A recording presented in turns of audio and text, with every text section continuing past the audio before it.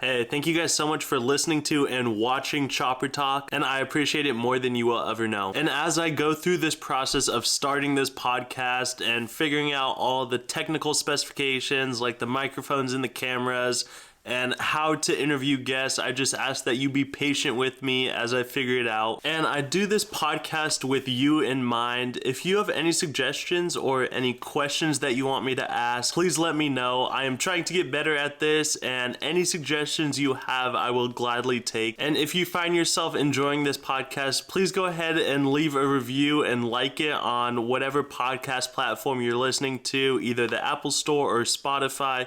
And without further ado, here is my conversation with Christina.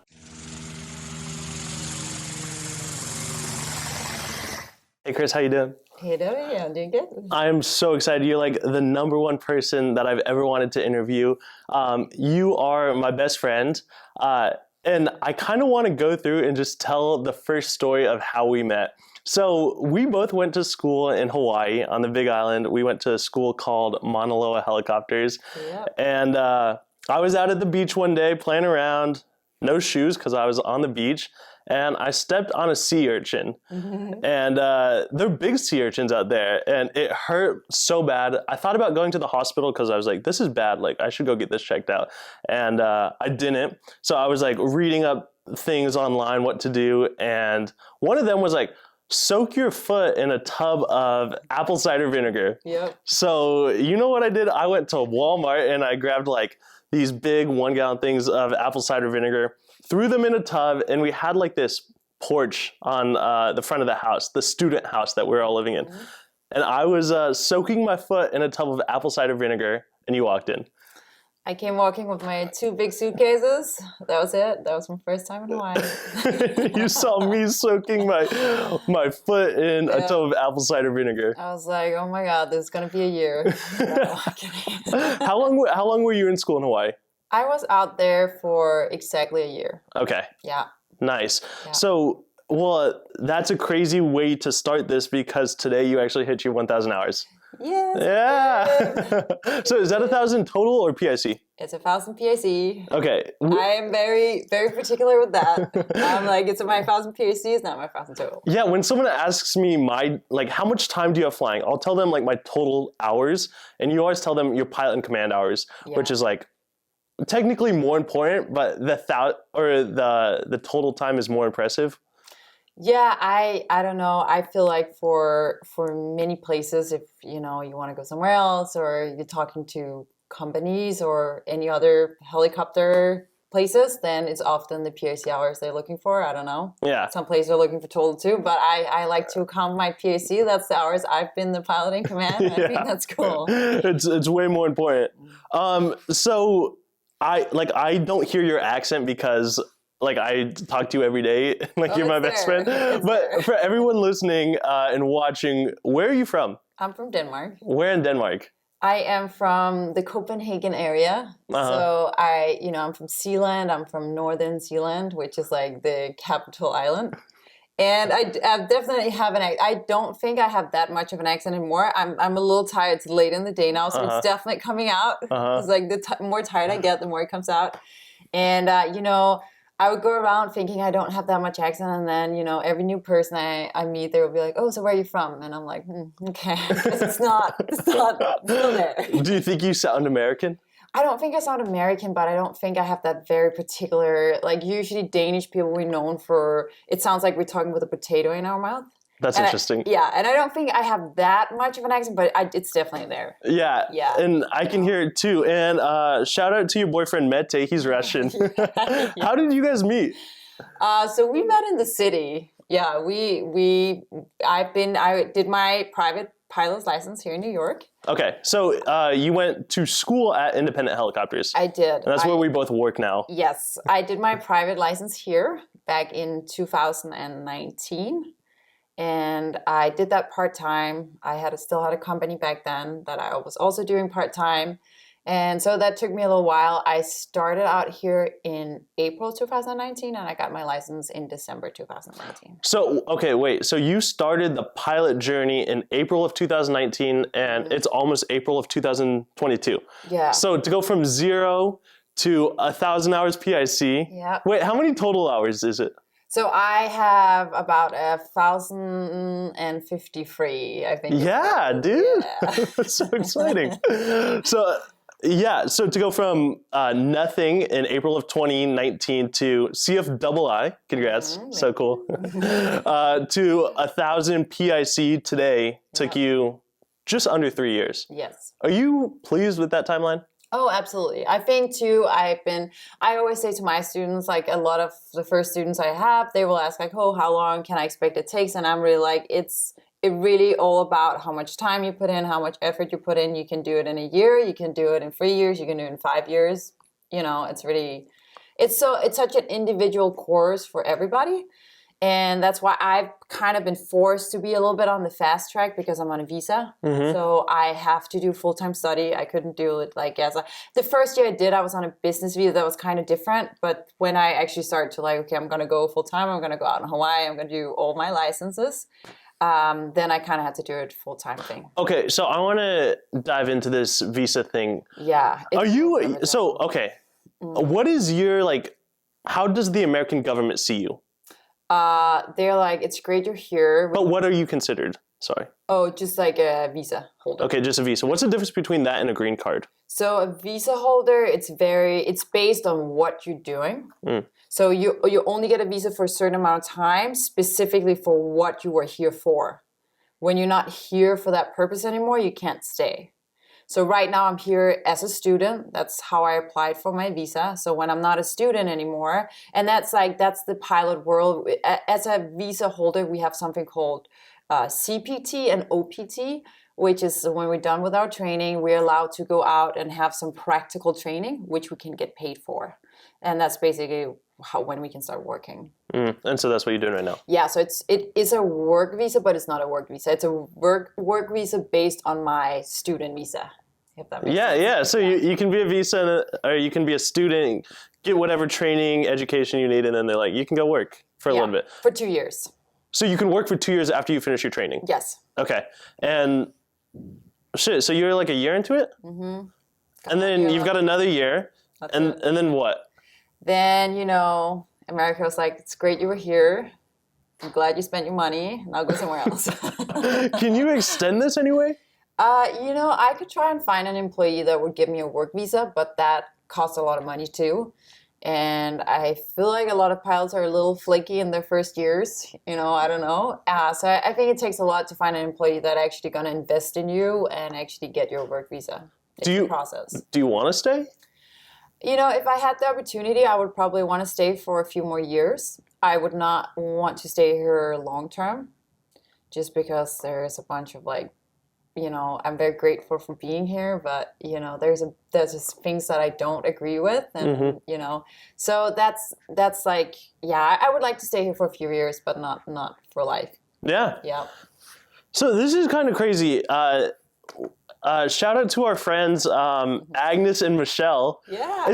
Hold on. Is Denmark considered a Nordic country? Yes. Okay, and so is Sweden? Yes. Okay, listen, I'm stupid. Okay. Yeah, no. I'm asking for the dumb man, okay? No, usually people would be like, oh, Denmark, is that the capital of Sweden? And I'd be like, that's close enough. I'll take it. But so there's like all these Danish people.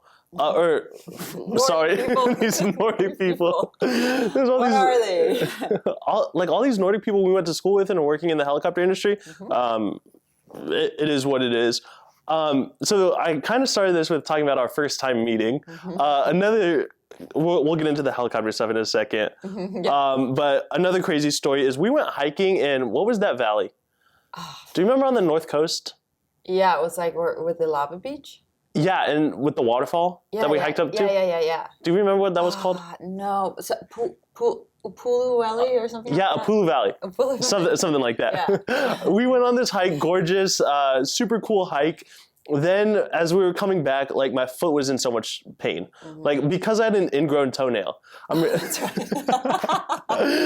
Completely forgot. Yeah, so my toenail was growing into the side of my foot, and it was excruciating. So Chris, being my mother on the island, yes, I had some liquid courage, and I was laying on the couch, and Chris went to town and gave me surgery. Yes. So the reason I said that is because I wanted to say thank you for doing that.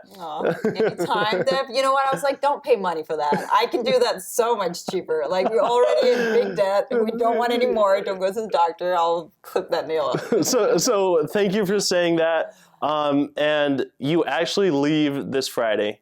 I do. So we're filming this on Saturday, so you've got, what, 6 days left? Yeah. Where are you leaving to? I'm going to go for a little trip to Alaska.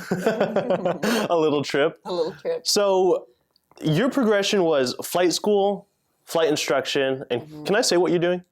Yeah, absolutely. Okay, you're going to be flying tours in Alaska. Yeah. How, is that what you wanted to do? Oh, absolutely. Yeah. It's been a big dream of mine since I started. And I've heard for so many different people like Ben and, a bunch of people that's been up there flying that it's beautiful. And I follow a bunch of people that fly up there and it just looks incredible. And coming from the Nordic countries myself, I kind of enjoy the cold and the nature. And I grew up on the countryside, a little side note. And so I really do appreciate nature and, so I'm really excited. And you feel like that's going to be the next best fit for you?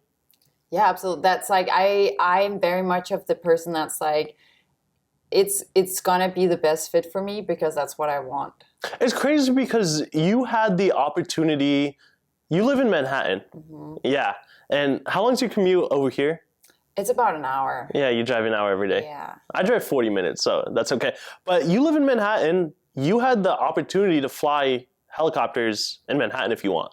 Like where you're at with your hours right now, you could fly 407s, 206s in New York City. And that just didn't seem like the right fit for you? I mean, that would have been a great opportunity too. Like, it really would. And, but I just feel like, I need to get this adventure out.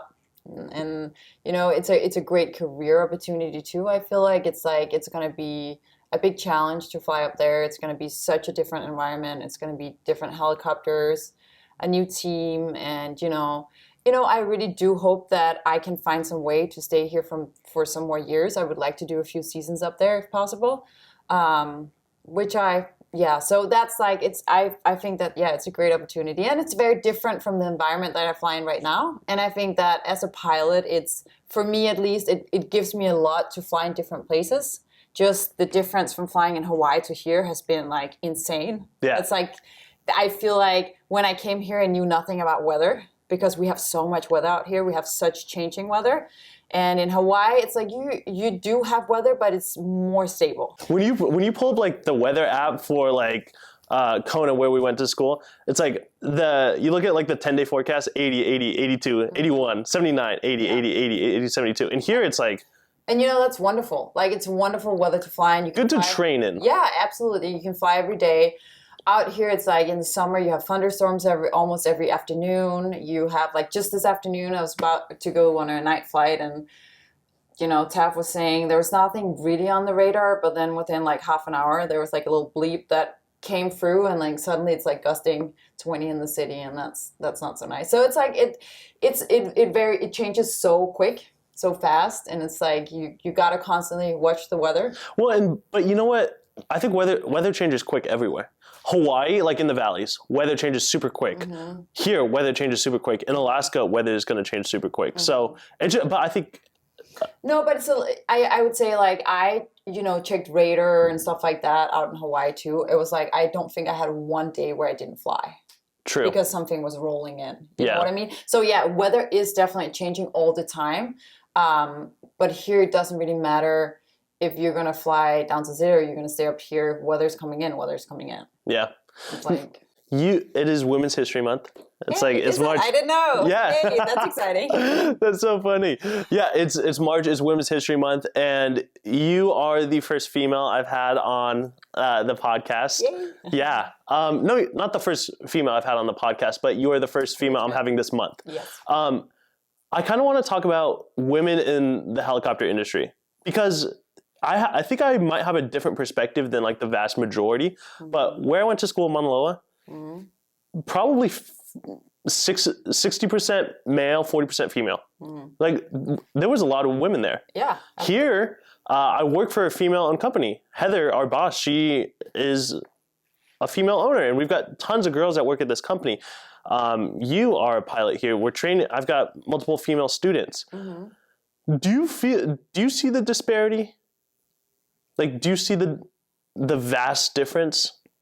Like between a female and a male pilot? No. But like the numbers of female pilots and male pilots, because in my perspective right now, it's almost equal.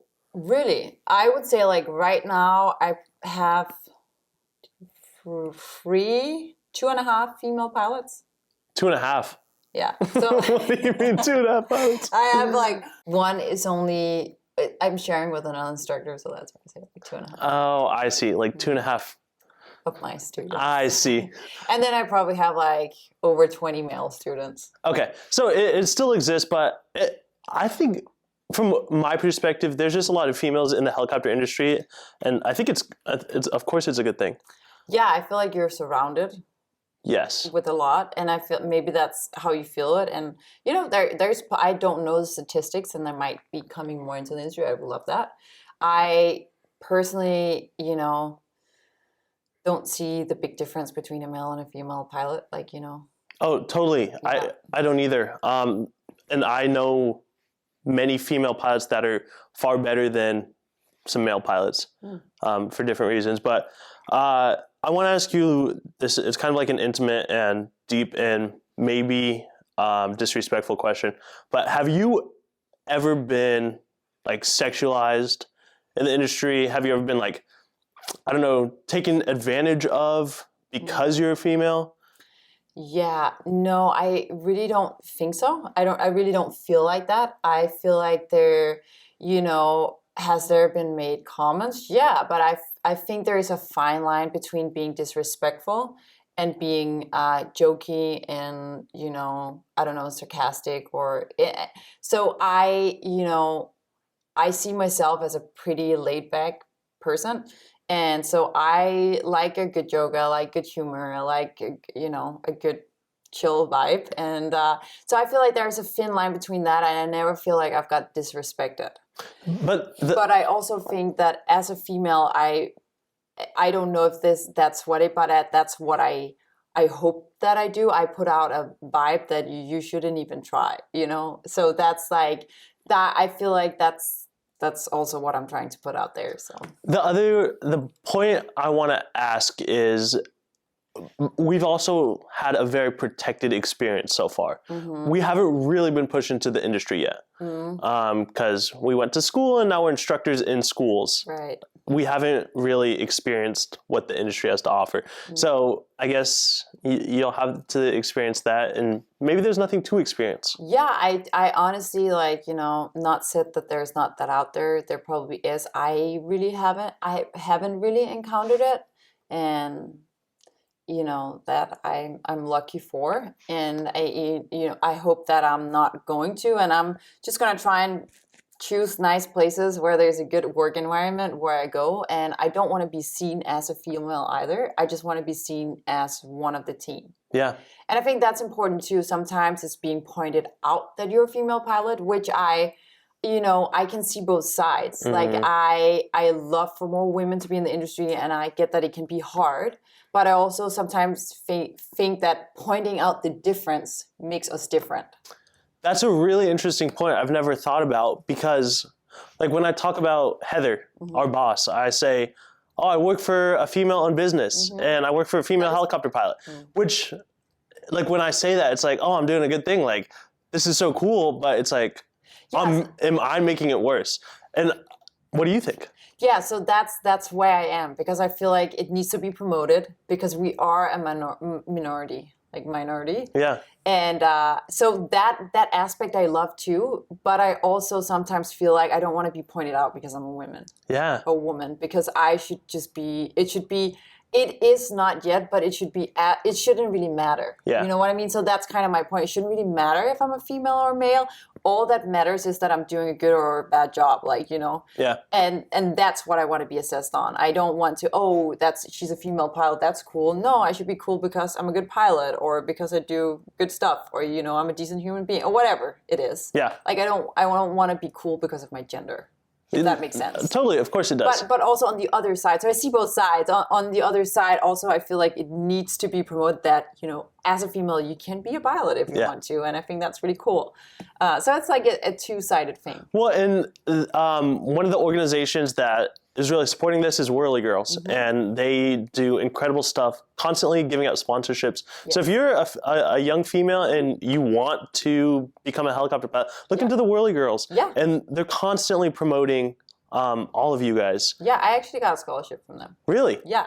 How'd you do that? They're great. They're really great, and they do support a lot of women that's trying to get into the industry. And that's wonderful. I just sent an application, so you can go on their website. I think every year in August, you can send in an application for the scholarship you want. They have it on their website. You need to be a member, and then you just send an application for the scholarship you want, and then hopefully you get it. Yeah. So they're doing great things to support female pilots. I think we are in a really good position as an industry right now. Constantly, I do introductory rides with girls, with women, and they don't really seem to ever be intimidated or scared, and they want to do it. So I think we're in a good place with that. When we talk about this, we have to talk about pay. Have you at all felt? So we've only had this one experience getting paid, but from your perspective, from the female helicopter pilots you've talked to, you think there's a discrimination there? And I'm not looking for one, but... No. I think I'm very biased because I'm working for a female helicopter pilot boss. Yeah. So I don't think she would ever pay me less than anybody else. Yeah. So in that sense, no, I haven't experienced it. And I don't think I will. If I'm just doing a good job and I feel like, asking for what I want, then I will get it. Yeah. I feel like that's the point. Like, you got to ask, otherwise you won't get. What helicopters are you going to be flying in Alaska? I'm going to be flying the A-Stars. Ooh, like the AS-350 or something? Is that what it is? Yes. 350. Yeah. So you said when you started doing your training here, you also had another business. Yes, I used to make ice cream. Dude, what? Well, okay, walk me through how that happened. Yeah, I got straight out of a gymnasium. We call it like a thing in between high school and college. What's it called? Gymnasium. Gymnasium? Okay. Yeah, it's a thing. So it's like a 3-year thing in between. So we only have a 9-year school. Like high school is 13, right? What do you mean? 13 years? Yeah. No, it's up to grade 12. So. You're 18 when you graduate. Okay, yeah. Oh, you're saying 13 years old? No, 13 years. No, is it like our high school. Years? No, high school is only 4 years. So you go to elementary school from like 5 till 12. How many years have you gone to school before you start college? From 5 to 18, so 13. Oh, 13. Yeah. Okay. There you go. yeah, we got it. So it's like 13 years. You went to school in Denmark. You go 9 years. That's like the base school. That's it. Uh-huh. And then you can do 3 years gymnasium, and then you do college. Interesting. Yeah. So I did the gymnasium thing. I was not too fond about it, and I did my first year. I did a gap year. I went to Ireland. I lived there for a year. I did horses. I've done equestrian for many years, pretty seriously, and so I did there train and lived there for a year, came back. I did my last 2 years of gymnasium, and then I was like, I might want to do this airplane thing, but I don't really know. And I had a few friends that were going to like fixed wing school. Went out there a few times. It really sparked my interest, and I was like, yeah, I probably want to do that at some point. And then, like, at the same time, I had some digestive problems, and I had to avoid milk and dairy products for a while. So I was like, you know what? Went down to my local supermarket. They didn't have any great ice cream without dairy in it. And I was like, fuck it. I'm just going to make it myself. So I went home. I made some terrible, terrible ice cream. It was literally just frozen smoothie. It was terrible. I emailed the biggest supermarkets in Denmark, and I was like, hey, I made an ice cream that was better than you have in your store. Do you want to taste it? Like, do you want it? No way. Yeah, and he emailed me back, and I was like, whoa, that's crazy. I went into their main office. He invited me in for a meeting, and I came in there, and I didn't have packaging. I didn't have a production. So I had nothing. And he was like, you know what? I just thought it was so bold that you just emailed me and I just wanted to see who you were. So, and he tasted my ice cream and he was like, yeah, that needs a little work. Like, it's not great yet, but like, go home, figure it out, get a production set up, like, do that thing. And I was like, sure, let's do it. So I found through some friends, they had a little production going where I could test my ice cream and make them better. And there was an ice cream scientist. That's a thing.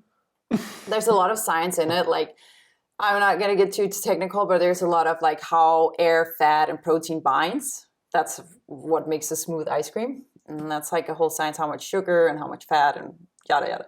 But anyway, so he was an ice cream scientist. He kind of helped me figure out some recipes, some ground recipes. And then I started production. I was in production like many hours every day. And then I was like, well, now I have to find somebody that's going to sell, that want to sell this ice cream. So I just Googled the 100 best cafes, Copenhagen, called them all. I had seriously out of 103 people that said, yes, we want to try and sell your ice cream. And that's kind of how it rolled. And then I went to the nearest supermarkets, just showed up, showed my face. And I was like, hey, do you want to sell this ice cream? This is how it tastes. And they were like, yeah, let's try it out. And that's kind of how it started. And then it rolled from there. I got a bigger production. I went on Shark Tank. We got some investors. What? Yeah. Wait, the show? Yeah. The American show? Yeah, so we have a Danish version. It's the same. What? Yeah. Yo, keep talking. So we got free investors there, and then it kind of rolled even more from there. And I was like, well, I didn't even really wanted to make ice cream. It just kind of happened. And then I did that for 4 years. And, then at some point I was like, well, I actually did want it to fly at some point. And, then I tried to still do the business. That's how I got my business visa for the first year when I did my private certificate. Oh. So I was trying to still do my business at home while I was here doing my holiday. Like when I got here, I was like, oh, I'm just going to take half a year. I'm just going to get my private license. That's kind of going to be it. And then I just kind of got caught on it. And then, yeah, and then didn't work out, and then it ended up like I sold the company. I don't have anything to do with it anymore, and now I fly helicopters. Yo, what? Yeah. Chris, that is I literally didn't know that about you. Well, there you go. That's the craziest thing I've ever heard. That's like so crazy ballsy of you. Thank you. Like, I don't know. I was not even trying to be. I feel like I was just raised very. My parents are very much like that. Any idea I've ever had, they're like, go for it. That's like, if you fail, great, then you learn something. That's totally like the entrepreneur spirit. It really is. And you learn a lot. For the first year, I didn't earn a penny, and I was literally doing like 16 hours every day, even nights sometimes. And it was just hand production until we got enough volume that we could kind of out-license the production a little bit. And it got more like marketing and stuff like that. So it's like, it's people always think it's so glamorous being an entrepreneur. It's really not. Does that brand still exist?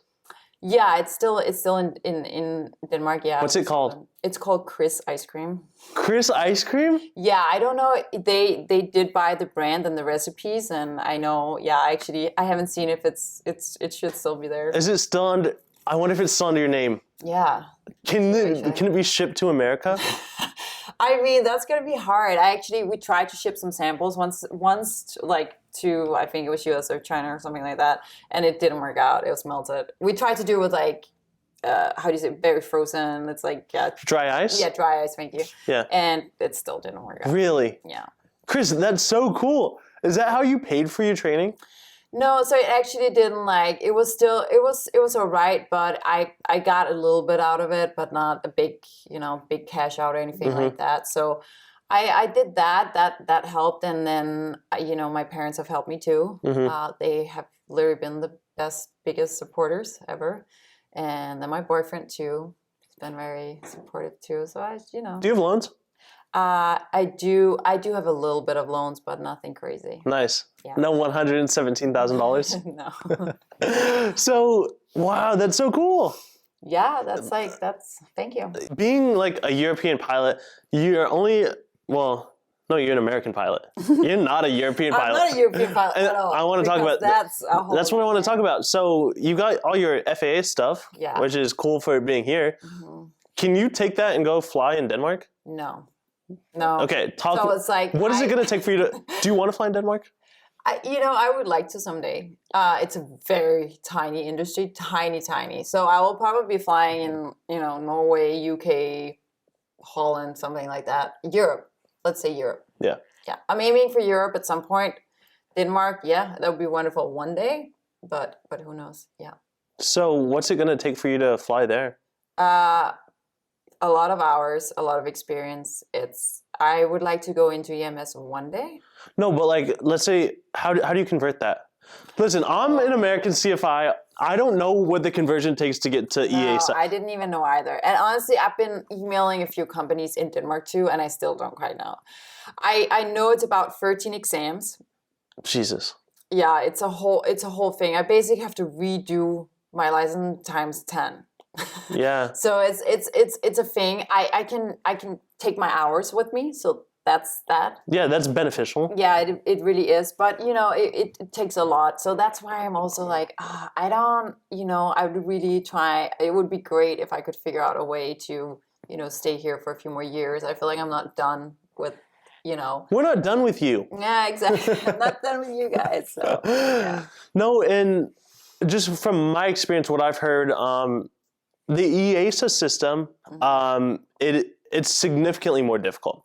The standards are much higher because, if I'm being honest, like, I'm grateful to be an American pilot, but it's pretty easy.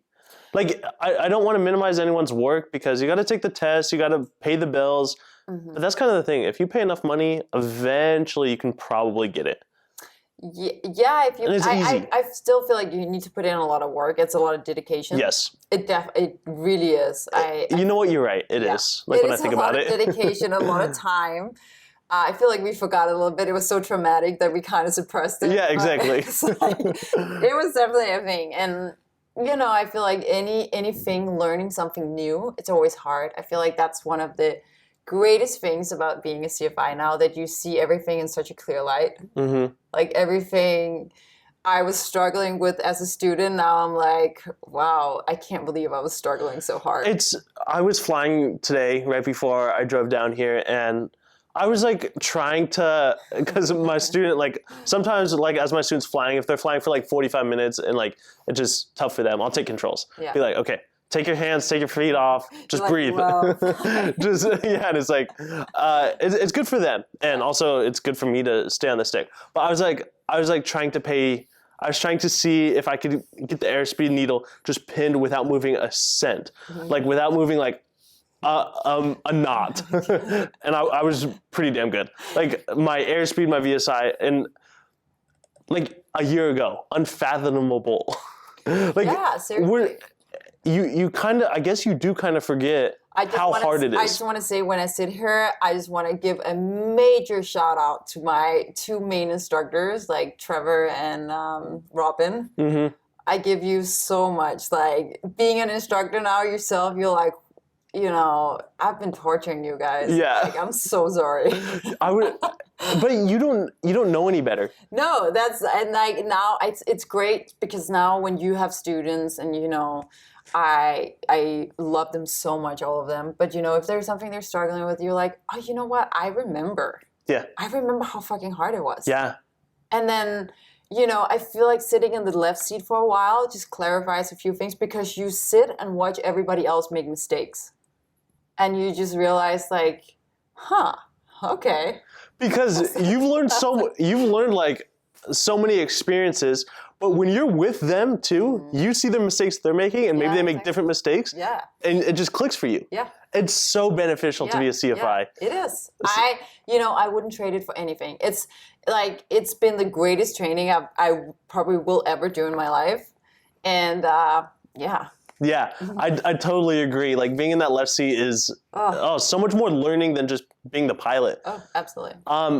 Speaking of being a CFI, this is kind of interesting. I'm actually going to have Heather on next week. She's my second guest, and she's told me some stories. We'll see if I can get her to share on the podcast. But have you ever had any students do anything inappropriate or weird to you? Luckily, no. Okay. I feel like, too, like, Heather puts out the vibe that's very not accepted here. Totally. So I feel like that makes it easier for me, too, to be like, like an employee, because that's what the company put out too. Yeah.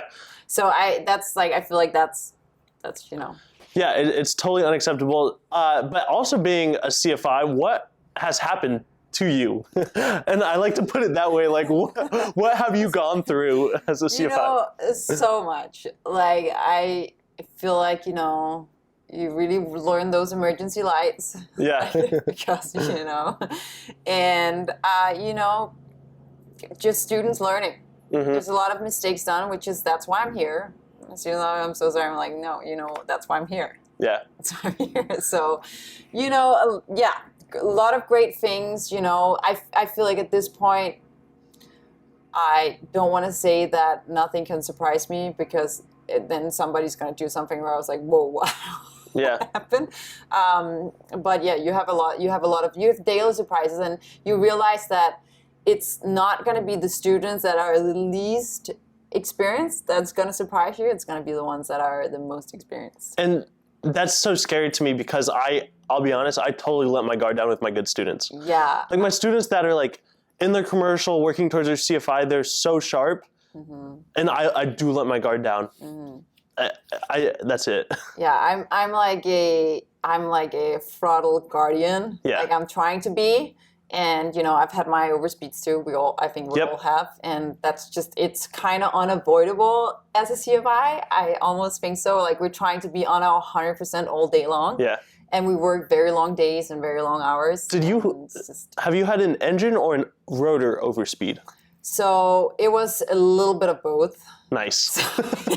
Yeah, it was tiny though. And it was like what you would say, Devin, like that's barely an overspeed. But I'm like very on the safe side. I still remember, and actually I will give Mauna Loa credit for that. We did a mechanic hangars tour, and they talked to us about overspeeds, and they were like, even a little overspeed will not do something to you, but it will do something 20 hours down the line to another pilot. And an overspeed is just when the engine or the rotor exceeds its normal operating speed or limitation. Right. So we were doing hover autos.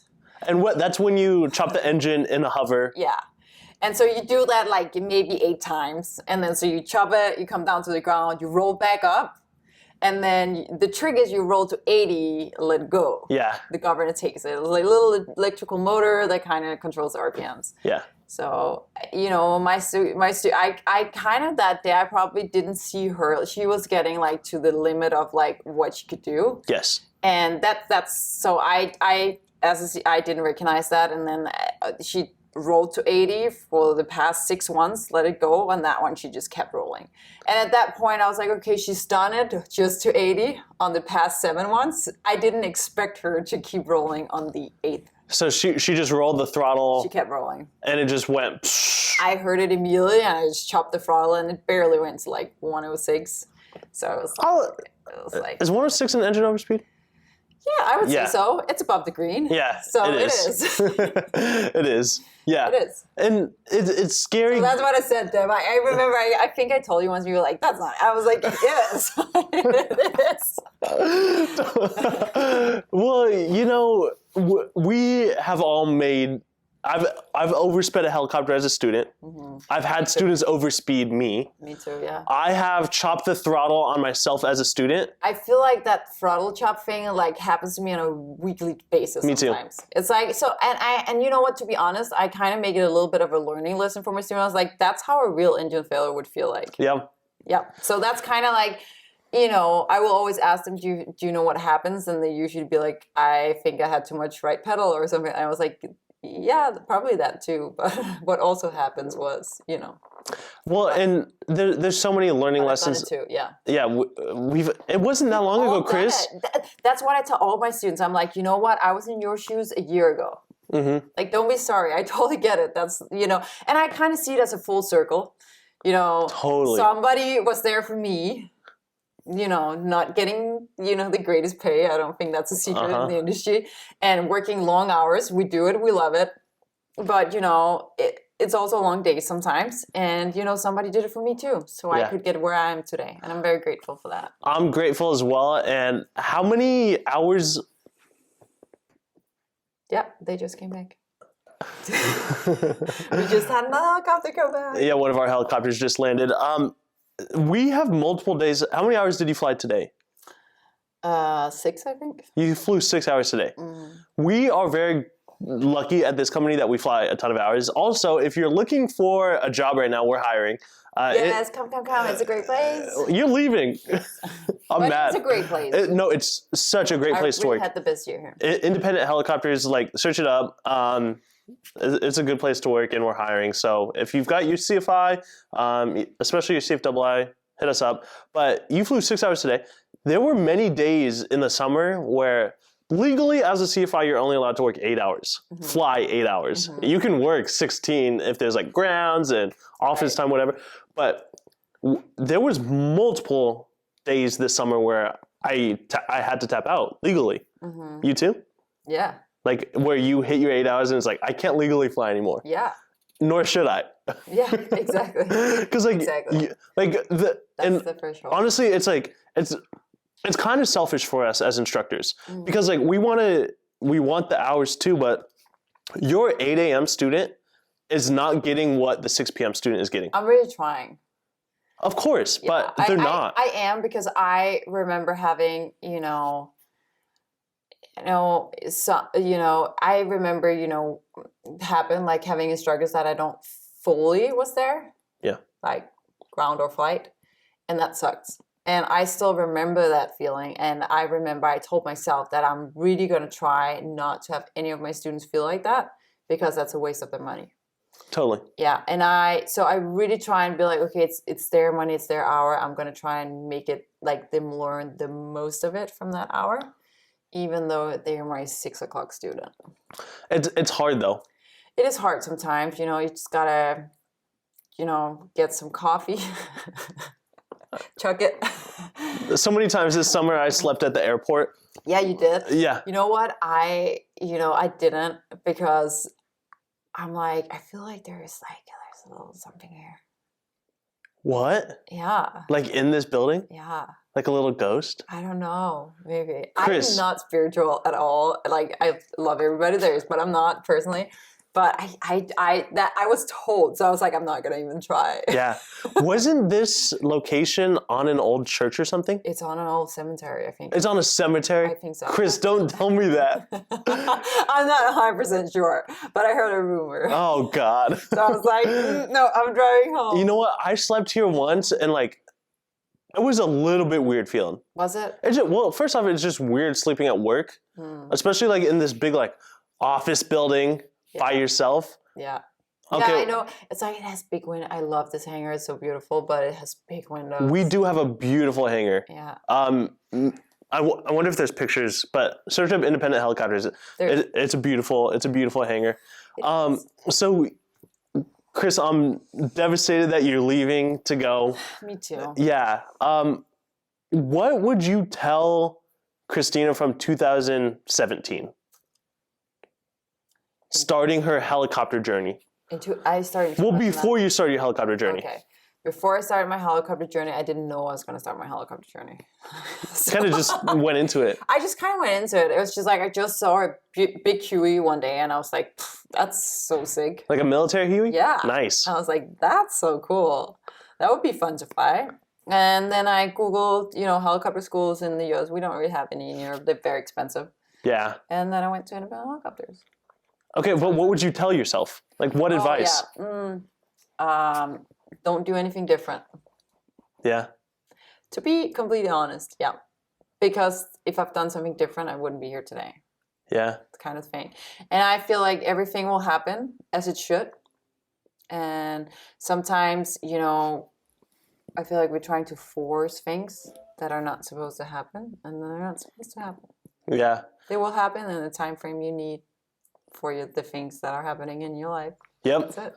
And it's brutal, but one thing that I experienced as I was going through flight school was it felt like everything was taking forever. Yeah. Like getting my hours, getting to my check ride, getting to the next check ride. It was like things would not move as fast. Things just wouldn't move, it felt like. It was like, this is dragging on forever and ever. And now that I'm here, it's like, it wasn't that bad. Oh no, it was so fast. But I had that feeling too. Right. I can totally relate. And that's why I say to a lot of my students, if they're like, oh, I feel like I'm taking so long compared to something else they've heard. And I'm like, it doesn't matter. Like, you're doing exactly how you should be doing. Otherwise, you would be doing differently. Yeah. That's the thing.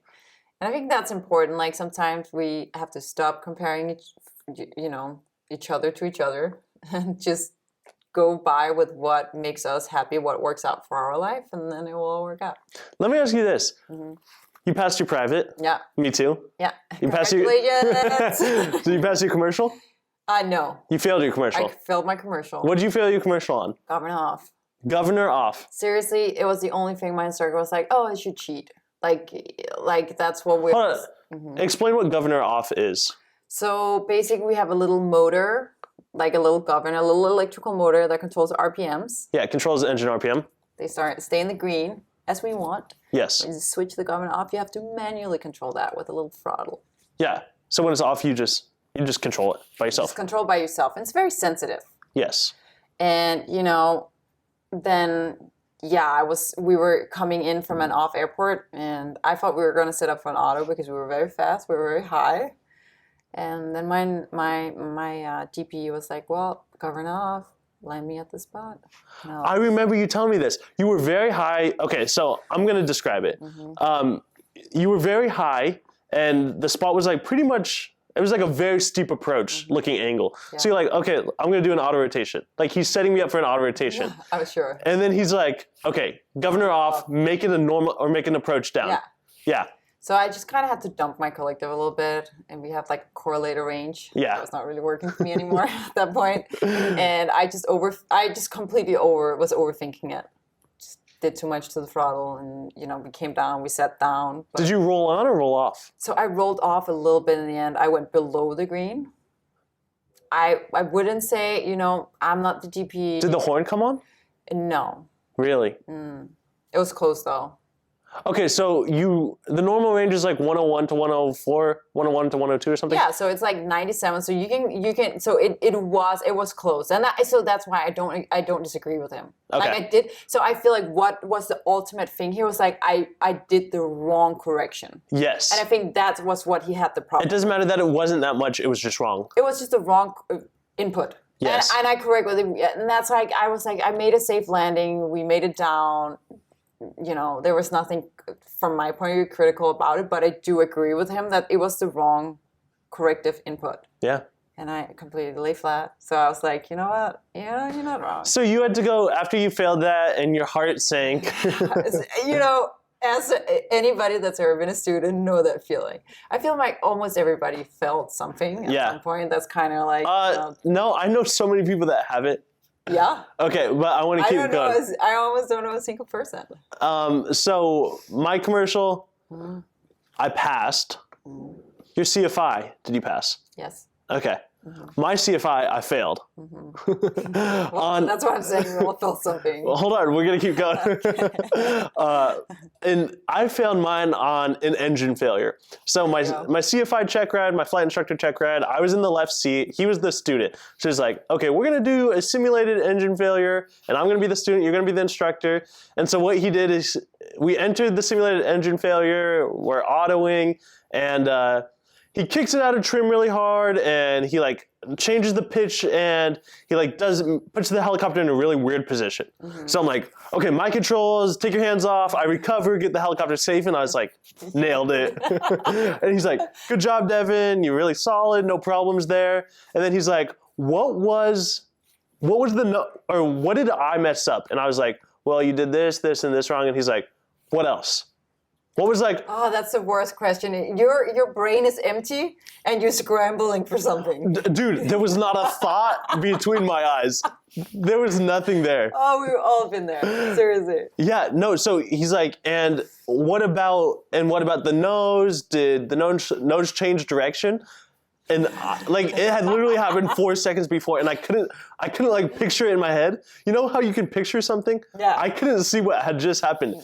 And then he's like, Devin. I feel like that's a really good point of like how stressful a check ride can be. Yeah. Like you're completely blanking out. Well, after like 3 hours of ground and then flying for 2 hours, and I've been prepping for this for 6 months.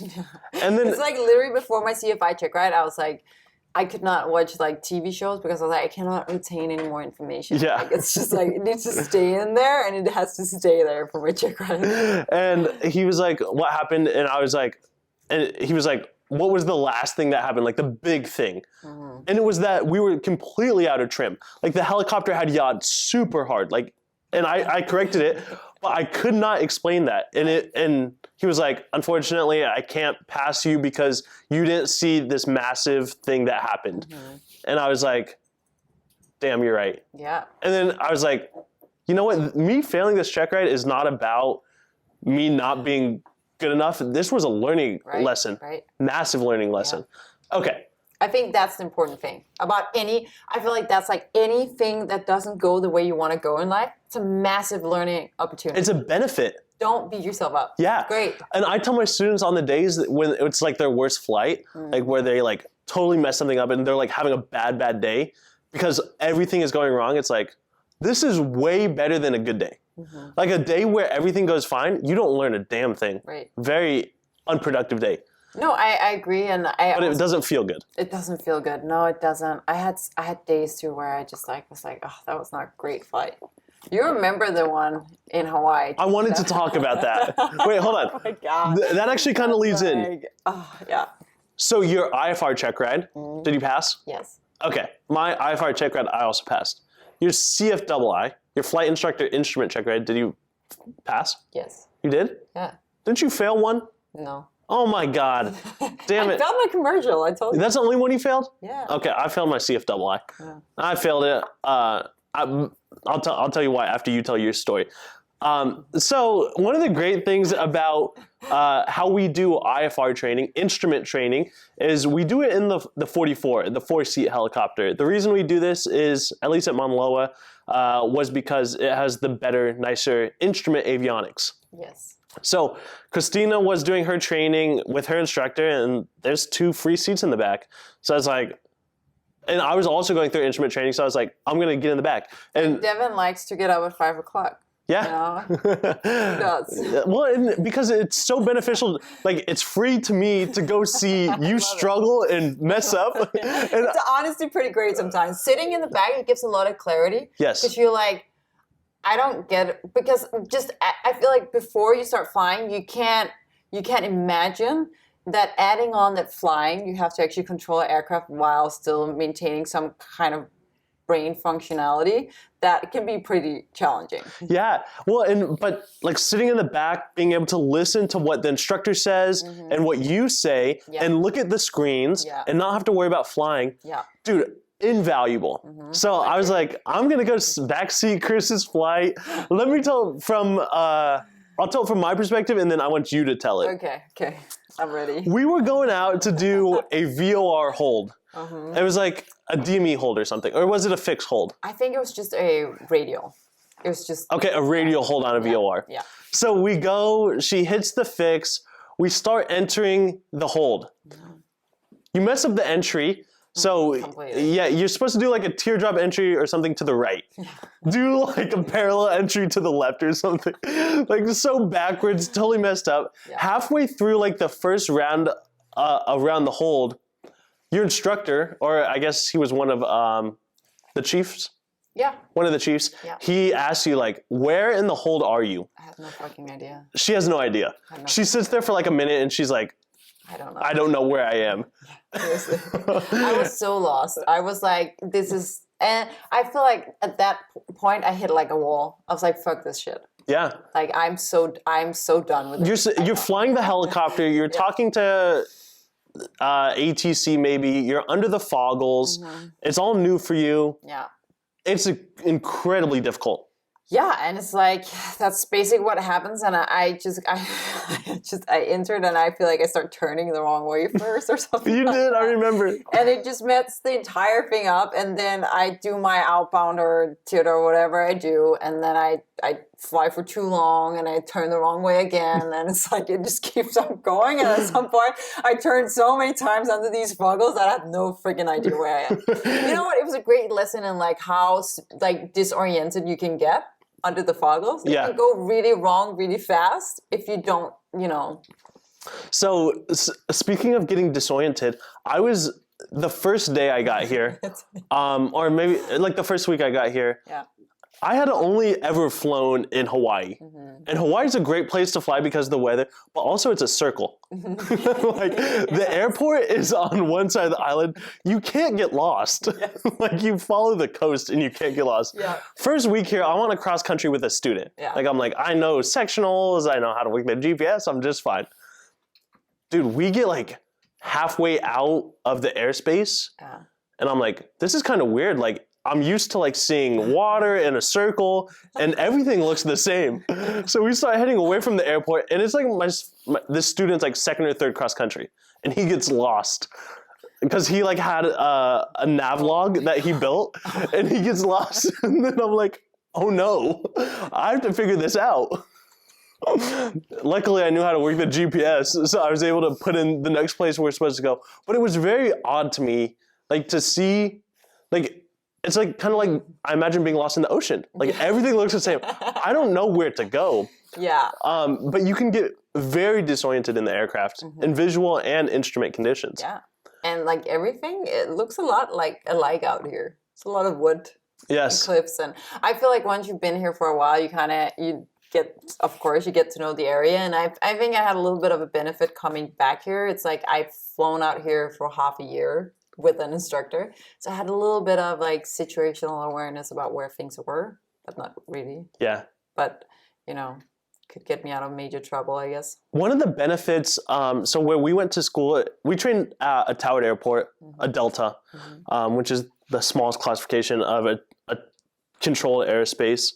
One of the great things about where we work is we go into New York City Bravo every day. You more than me because we're at different locations, but when I'm working here, I'm in New York City most days.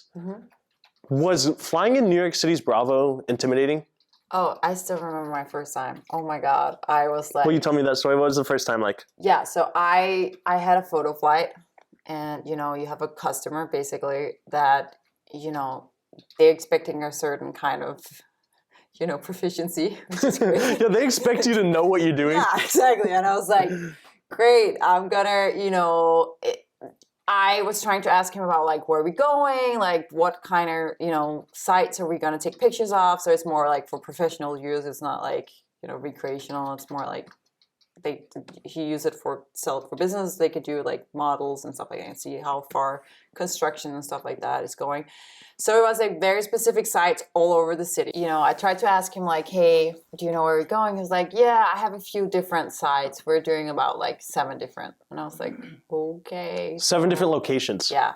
And, you know, so I kind of wanted to prepare myself the day before, try and figure it out on a flight, try and figure out like what routes I was going, what towers I was talking to, all that. And I couldn't really get the information out. I didn't want to, you know, so I was like, okay, you know, I'm going to figure it out tomorrow when he comes. And, you know, we did. And I went in there. I was like, you know, I'm going to hope for the best.